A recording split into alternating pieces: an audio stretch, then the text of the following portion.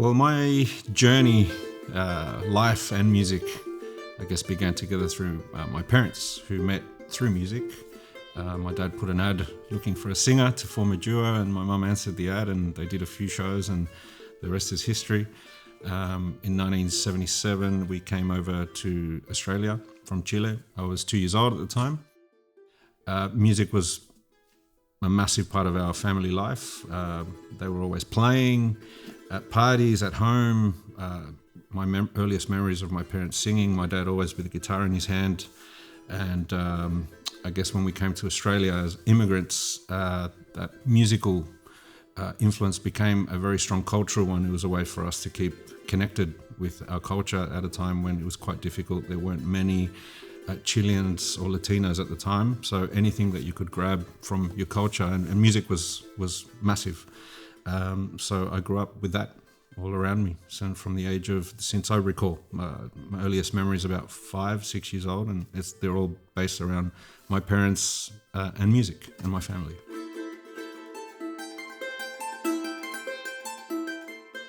Well, musically, the cultural connection, my parents played a lot of Chilean and Latin American music, singer-songwriter type, I guess what you would call the Bob Dylan type influences of Latin America, people like Victor Jara, Violeta Parra, and that was a massive connection to our culture that allowed them to connect with other immigrants, and so they had a bit of success as a duo. It was more, I guess, a way of this Latino culture having some kind of connection when there was no YouTube and things like that at the time. So it had to be live. My father then went on to form a band that playing this very traditional type Latin American music had a lot of success. Was born in 1977, a group that he formed. At the same time, they also listened to music from all around the world. So we would listen to the Beatles, ABBA, you name it, Neil Diamond, Neil Sedaka, they're my earliest memories. So we had a very kind of extreme influence of very traditional music that felt more like a cultural responsibility almost at the time. But then music for the power of music and the love of music. And then knowing from my parents' stories that learning songs from the Beatles helped them learn English was a way to connect with our new life in Australia and being Australians. So it also became an educational tool. But I'm very grateful for, because otherwise it wasn't strictly Latin American traditional music. It was also these other influences that I can now really appreciate. My father was a massive influence, especially in the sense that he was part of a band that started in 1977. It was a group called Sonido de los Andes, which translates as Sounds of the Andes. It was very strictly Andean music. And that, I guess, cultural responsibility led them to explore other styles of Latin American music, because a lot of Latinos in general would feel a connection to the group. And so rather than just play music of the Andes, they then started playing music from Uruguay, from Brazil, from all over Latin America, from Venezuela, from Colombia, which then became a massive musical education for him, and then also for myself and my brother that followed in his footsteps. We followed that musical example, but I guess what was impressive was that my father never not had a day job. So that was also part of the immigrant experience of wanting to have a better life and not risking it, and still keeping that cultural musical connection and responsibility, but always paying the bills and not taking the risk that a lot of musicians have to take. And so, so he was always working. Both my parents were hardworking people, and so that work ethic rubbed off with all of these kinds of things later on in life. Well, my early days seeing the music, it wasn't something that I participated in. My parents tried. They bought me a piano when I was 6 years old. I didn't want to know about it. I was going to be a Socceroo. I was going to play. I was obsessed with sport, playing cricket and things that were not very Chilean, but were great to assimilate, part of being Australian. That changed at the age of 11. My dad his group were fortunate enough to be a support act for an international group called Iyapu that toured at that time, 1986, if I'm not mistaken, I went along to the concert. I saw these guys play, and it blew my mind. Just the proficiency, and this was a full-time professional band that had been touring the world. Played similar music to my dad's band, and then it all connected from that moment. And I was like, okay, what my dad does is actually really cool. And so that led me to start my musical journey at the age of 11, and it was with this instrument, the charango. I saw the leader of that Iyapu group do a solo on the charango, and I just remember telling my dad straight after the concert, can I please get one of those, and I want to learn. And so that's where my journey began, through the charango, and then other type of similar instruments like the ronroco and the cuatro and other Latin American string instruments. Then eventually to wind instruments, the panpipes, zampoñas and quenas. And much later in life, I became a bassist, which I probably play about 14, 15 instruments. I could say at a pretty, decent level. And that just never stopped. So that led my brain to kind of tick over. Every time I see an instrument, I would just want to try it. I want to give it a go.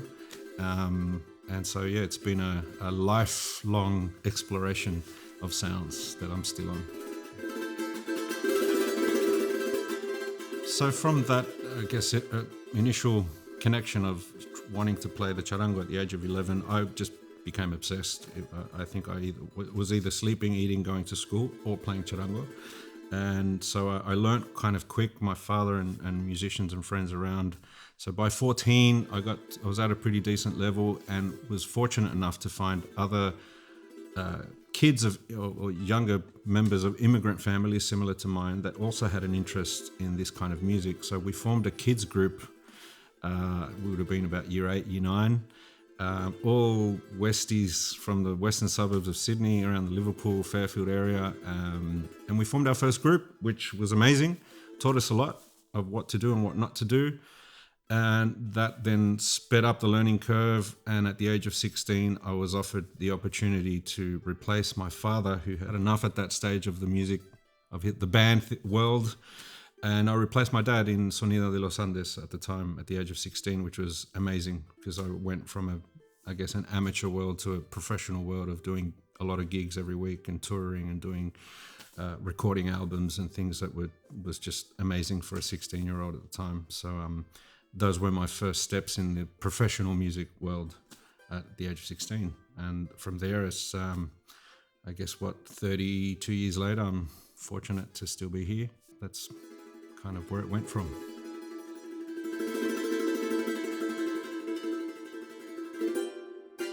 Well, all of this playing, inspired me to try to think of music as a profession. I mean, that was the inner child in me. Was going to be a rock star, playing charango somehow. And so after school, I took the plunge of doing a music degree to look further ahead, although it was a bit tricky, because even though my parents were very musical and very understanding of the beauty of that music can bring, especially as immigrants, it was a tough decision, because I assumed they probably thought I was going to be the next Prime Minister, or a lawyer or a surgeon or something, and I took the path of a musician, which is a tough road. And so only from them caring for me not to risk it, they probably not supportive, but afraid that it wasn't going to work out. So there were some tense times, I guess, there, and studying helped. I did have to study something else as well, behavioral sciences and psychology and other things, to have a plan B. Fortunately, I haven't needed it so far. My parents, seeing that persistence from my end and dedication, they ended up seeing the belief that I had and came back and now have been because I speak for my brother as well, who had a similar experience, have been our biggest fans and supporters for the last 25, 30 years. And I guess we earned that respect that for us, feels like we were born to do this, and we just had to continue on this journey.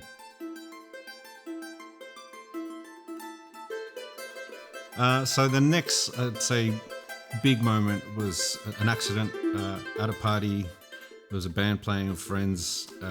Bass player didn't show up, and someone said, "Hey, here's a bass. Can you just play these notes?" And I was like, "Okay, I know how to press frets." And had a go, and within 3 weeks I was playing bass in this band. I didn't own a bass at the time, but it was the best accident of my life because I became a bassist from that moment of inspiration. And that really changed my world because the bass does have a place in this kind of music, but also then connects to almost everything. Whereas the charango was quite limited, and the traditional instruments I was playing. So that changed everything from starting in what was an Afro-Cuban salsa band, had some Latin connection, but then I could play, for example, I remember learning Billie Jean bass line, and that was like great. I connected to Michael Jackson and all these other styles that at that point it was, how do I incorporate this charango into that? And I couldn't. So so the bass was a monumental moment. My brother at the same time took up the drums, so we kind of, without realizing, became a bit of a package, a drummer bass connection. And so that opened doors to play the same kind of music that we were doing, which was a traditional thing, but then also connect with the contemporary music world that we knew and had listened to, but couldn't play it. So that connected to both worlds, which then over time, with composing, led to a fusion of these very ancient types of and styles and instruments of, say, the charango and the zampoñas to playing jazz, blues, rock, funk, and in a contemporary context, and then eventually a fusion of all of those things, which it's all kind of just melted into one big thing now, all these years later. So all of this, these musical experiences led to being able to travel all around the world, something I didn't expect as a kid. The perks of being a musician, both with the projects that I had been part of, such as Sonido de los Andes, which is still going after 45 years, other projects that I formed with friends and musicians that we were lucky enough to tour in Asia and Europe, and record albums, and also as a freelance bassist and member of other projects, from pop bands to all sorts of different things. So that's been amazing. Good 20, 25 years of unexpected travel and experiences that I just never thought would happen. Facilitated greatly in a personal way from my wife and my daughter, who are the backbone of my life, and have provided support and love for me to continue being able to do this, which is fundamental, and connects to family the same way my parents were there when I began this journey and are still there. And so, family continues to be the backbone of my musical experience.